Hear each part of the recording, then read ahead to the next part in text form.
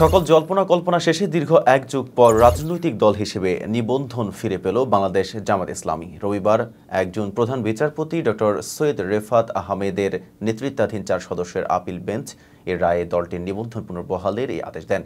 এই রায়ের মধ্য দিয়ে রাজনৈতিক অঙ্গনে জামায়াতের সক্রিয় অংশগ্রহণের আইনগত ভিত্তি আবারও নিশ্চিত হলো। হাইকোর্ট 2013 সালের 1 আগস্ট এক রিট আবেদনের প্রেক্ষিতে জামায়াত ইসলামীর নিবন্ধন বাতিল ও অবৈধ ঘোষণা করেছিল।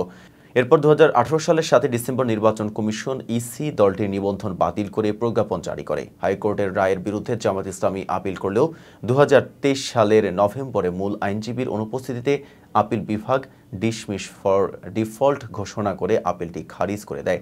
তবে পরবর্তীতে জামায়াত আপিল বিভাগের কাছে খারিজ হওয়া আপিল পুনর্জীবিত করার আবেদন জানায়। 2024 সালের 22 অক্টোবর সর্বোচ্চ আদালত সেই আবেদন মঞ্জুর করে আপিল পুনর্জীবিত করার সুযোগ দেয়, যার ফলে দলটি নিবন্ধন ও প্রতীক ফিরে পেতে আইনি লড়াই চালিয়ে যাওয়ার পথ খুঁজে পায়। দীর্ঘ শুনানি শেষে 14 মে আপিলের চূড়ান্ত শুনানি সম্পন্ন হয় এবং রায়ের জন্য 1 জুন তারিখ নির্ধারণ করা হয়।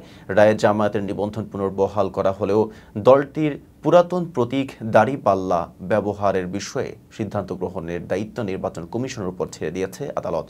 জামায়াতের পক্ষে আদালতে শুনানি করেন ব্যারিস্টার এহসান আব্দুল্লাহ সিদ্দিক, ব্যারিস্টার ইমরান আব্দুল্লাহ সিদ্দিক, অ্যাডভোকেট মোহাম্মদ শিশির মনির ও ব্যারিস্টার নাজিব মোমেন।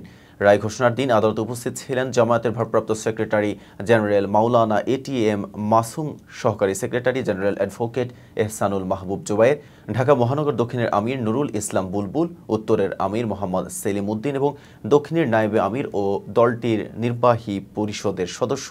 এই রায়ের মাধ্যমে দীর্ঘদিন ধরে নিষ্ক্রিয় রাজনৈতিক অবস্থা থেকে আবারও সক্রিয় রাজনীতির ময়দানে ফেরার পথ সুগম হলো বাংলাদেশ জামায়াতে ইসলামের জন্য।